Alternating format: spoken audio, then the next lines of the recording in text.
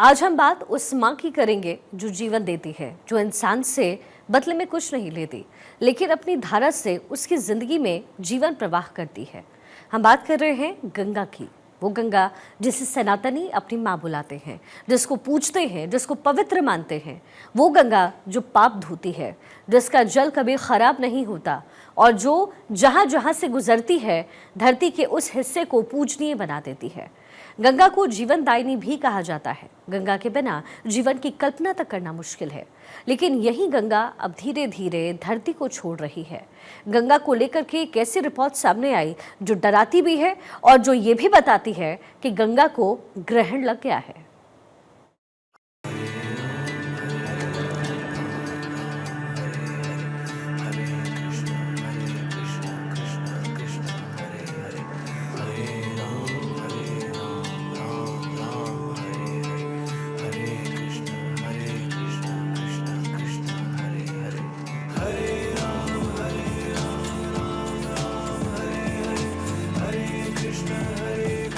जो पतितों को तारती है, जिसकी धारा जीवन दायिनी कहलाती है, जिसके जल में तरकर साधु संत आध्यात्म के मार्ग पर चलते हैं,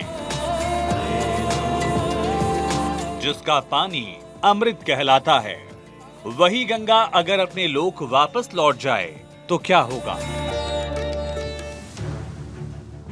आध्यात्मिक अवधारणा है कि परम ब्रह्म परमात्मा ही गंगा जल के रूप में भारतवर्ष में अवतरित हैं। गंगा को मां माना गया है, पतित पावनी भी माना जाता है, तो इसका जल जीवन है और इसके जल के बिना जीवन की कल्पना नहीं की जा सकती। ऋषि मुनियों ने गंगा की पवित्रता और संरक्षण को अनादिकाल से महत्वपूर्ण माना है। इसी परंपरा का रूप है गंगा और गंगा जल। लेकिन अगर यही गंगा हमसे रूठ गई तो सोचिए क्या होगा। गंगा मात्र नदी ही नहीं, एक संस्कृति भी है, क्योंकि भारत की संस्कृति नदियों के किनारे ही विकसित हुई। सनातन में किसी भी पवित्र काम को शुरू करने से पहले गंगा का ध्यान किया जाता है, गंगा जल छिड़का जाता है, उसका आचमन किया जाता है। हिंदुस्तान में गंगा सिर्फ एक नदी नहीं है, बल्कि जीवन है। और अगर इसी गंगा का आंचल सिकुड़ने लगे तो फिर क्या होगा? गंगा को लेकर चिंता तो लंबे वक्त से चली आ रही है, लेकिन गंगा को लेकर अब एक ऐसी रिपोर्ट सामने आई जो डराने वाली है, क्योंकि यूनाइटेड नेशंस की रिपोर्ट इसी ओर इशारा करती है। यूनाइटेड नेशंस ने साल 2025 को इंटरनेशनल ईयर ऑफ ग्लेशियर्स घोषित किया है। इसकी वजह है दुनिया भर में ग्लेशियर्स का जलवायु परिवर्तन के चलते तेजी से पिघलना। वैज्ञानिकों ने 1,86,000 ग्लेशियर्स की पहचान की है। ये ग्लेशियर 66,000 वर्ग किलोमीटर क्षेत्र में फैले हैं।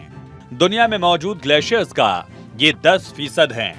वैज्ञानिकों का दावा है कि हिमालय समेत 10 वर्ग किलोमीटर क्षेत्र में फैले ग्लेशियर अगले 25 सालों में सूख जाएंगे। वहीं दावा यह भी किया गया कि 100 वर्ग किलोमीटर क्षेत्र इलाके में फैले ग्लेशियर अगले 75 सालों में पूरी तरह से सूख जाएंगे। पिछले कुछ वर्षों में लगातार देखने में आया है कि ग्लेशियर ग्लोबल वार्मिंग के कारण लगातार सिकुड़ता जा रहा है। यानी कि जो गोमुख का जो मुख है, जहां से गंगा की जलधारा निकलती है, वो उसका मुख क्षेत्र जो है वो कम से कम 1700 मीटर के करीब ही है, पीछे खिसक गया है। और इसके पीछे खिसकने की दर वर्तमान कुछ वर्षों में लगातार तेजी से बढ़ी है। अच्छा, दूसरा उसका क्या है कारण? यह है कि तापमान वृद्धि के कारण जो पुरानी बर्फ थी, क्योंकि ग्लेशियर में कई 100 साल पुरानी बर्फ जमी होती है, उसकी परतें जमी होती हैं और वो नीचे वो और सख्त होती जाती है, तो उसकी गुणवत्ता, उसकी पेयजल की गुणवत्ता उतनी बेहतर होती है। समय के साथ क्या हो रहा है कि जो ताजी बर्फ गिर रही है वो कम गिर रही है, और उस पर भी वो ताजी बर्फ जम नहीं पाती है, मतलब उसकी लेयरिंग नहीं हो पाती है, तब तक गर्मी के कारण वो पिघल जाती है। तो जो ताजी बर्फ है वो कम गिर रही है और उसकी लेयरिंग कम हो पा रही है, और पुरानी बर्फ जो है वो धीरे धीरे उस गर्मी के प्रभाव में आने से सिकुड़ रही है।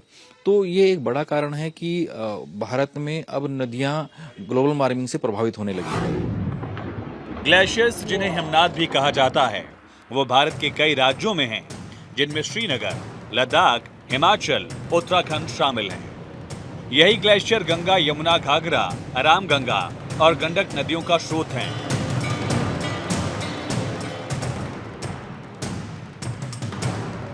लेकिन अगर यही ग्लेशियर धीरे धीरे पिघलने लगे तो इतना तय है कि गंगा का अस्तित्व खतरे में आ जाएगा।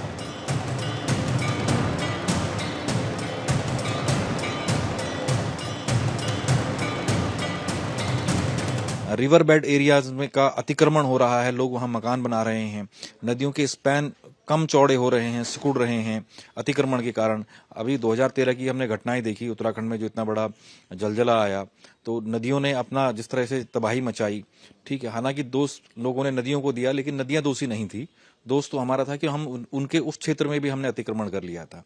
तो ये एक बड़ा कारण है, और जिसकी वजह से नदियों के क्षेत्र सिकुड़ रहे हैं। दूसरा, पहले कुएं होते थे और नहरें होती थी, तो एक पानी की व्यवस्थाएं चलती थी, और ग्राउंड वाटर जो है वो भूमिगत जल वो रिचार्ज होता रहता था। अब जिस प्रकार की हमने व्यवस्था कर दी है, हर जगह सीमेंट का उपयोग हो रहा है, तो ग्राउंड वाटर कम रिचार्ज हो रहा है। वो भी एक बड़ा कारण है कि नदियों के का जो स्पैन क्षेत्र है, नदियां कुछ पानी है, वो धीरे धीरे सिकुड़ रहा है। गंगा को समझने के लिए उसके अस्तित्व को समझना जरूरी है, क्योंकि गंगा का अस्तित्व मानव जीवन के अस्तित्व के लिए जरूरी है। हिमालय ग्लेशियर से निकलने वाली दो धाराएं अलकनंदा और भागीरथी के संगम से गंगा नदी बनती है। अलकनंदा और भागीरथी दोनों अलग अलग जगहों से निकलती हैं, और देवप्रयाग में जब इन दोनों का मेल होता है तो मां गंगा अपने अस्तित्व में आती हैं। अलकनंदा की धारा केदारनाथ स्थित संतोपथ ग्लेशियर से निकलती है, वहीं गंगा की मुख्य धारा मानी जाने वाली भागीरथी गंगोत्री से निकलती है। हालांकि वैज्ञानिक मानते हैं कि गंगा की मुख्य धारा अलकनंदा ही है, क्योंकि अलकनंदा में विशाल जलधारा गंगा को विराट रूप देती है।